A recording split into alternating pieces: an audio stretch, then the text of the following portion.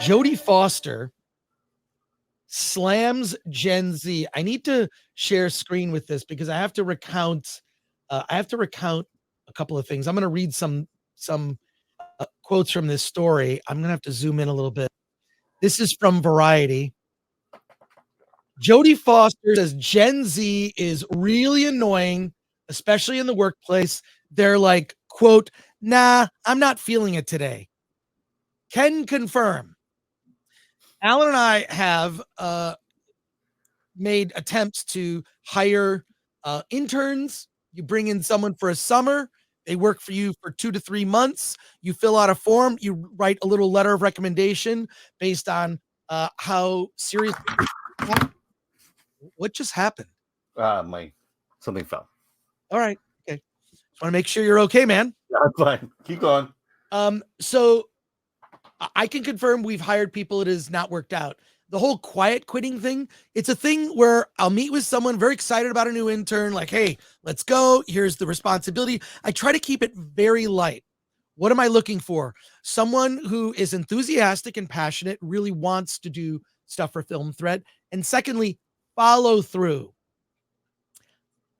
I think it's fair to say it's nearly impossible for us to have found anyone under 30. I can think of a couple people, but anyone under 30 who fulfills that role. Enthusiastic, passionate, and then reliable. I think we found a few, but more often what happens is we get someone, they're very excited, and then they just don't do anything and don't respond to messages. Alan, do you have thoughts on this? Yes. This happened recently to a friend of ours who was who had booths set up at South by Southwest. It was a VR thing, VR demonstrations, and you're supposed to reserve your time because it's time consuming. Only so much time in the day, and Gen Zs will come up. They'll show up late, and they'll be angry that they can't do it because they showed up late. That somehow they are so entitled that they can just show up whenever they want, and that you're going to be ready to bow down for anything they want. I find it's become like babysitting to me. And I'm saying this as one, a warning, but also two, as if you are a Gen Z person, you're in your 20s, you're in the workplace, literally doing the bare minimum, which is show up on time. That is actually in the entertainment industry, showing up on time, half the work. Mm-hmm. And when I say on time, like the Marines, 15 minutes early is on time. That's what you do. Always in every case. 1, keep your word. Simple. Or 2, keep your word. Simple. You say you're going to do something, follow through. And the third one, communicate. If something happens, you're going to be more than 5 minutes late, communicate. And when you walk in, this guy say, hey, I was 5 minutes late. Apologies. Let's get right to work. Make it up next time. Yep. Your level of enthusiasm and passion for your job is going to actually move you further ahead. I don't even care what job I had. I had horrible jobs when I was a teenager and in my early 20s just to make money. I worked as a cook in the graveyard shift. I worked till 5 a.m. at Burger King. I know how to make a Whopper properly. And I had a lot of I worked at a bread store. I worked at a video store, one of my best jobs actually, at Thomas Video in Royal Oak, Michigan. I worked there on and off for years. And but let me just say, this is going to sound ancient, but it was instilled in me as a young person that me getting a job was me saying, hey, I'm invested in the success of the company that is paying me.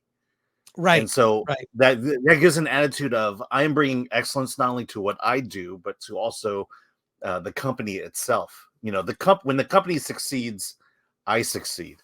Right. And we don't think that way anymore. Well, I don't want to belabor this too much. We have a lot of people waiting for our Echo stuff, and we're going to get to that. But they're really annoying, especially in the workplace. I'm just reading the Jodie Foster quotes. And by the way, I love Jodie Foster. Talk about a work ethic. She has her own production company called Egg. She's a producer and an actress, and always liked her. And plus, you know what? She'll hire Mel Gibson. So I would say, without reading too much into it, she's based. But she goes on to say, they're like, nah, I'm not feeling it today. I'm going to come in at 10:30 a.m. Or like in emails, I'll tell them this is all grammatically incorrect. Did you not check your spelling? And they're like, why would I do that?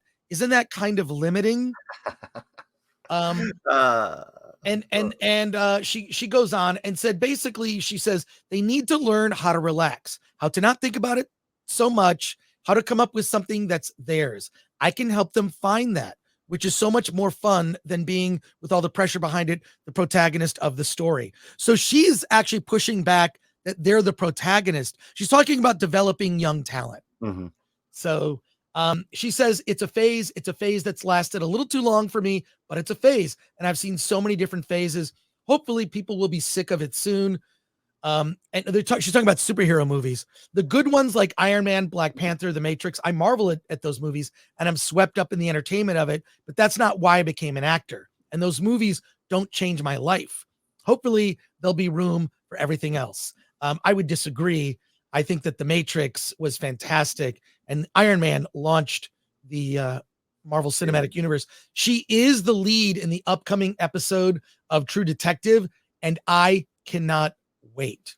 That's going to be awesome.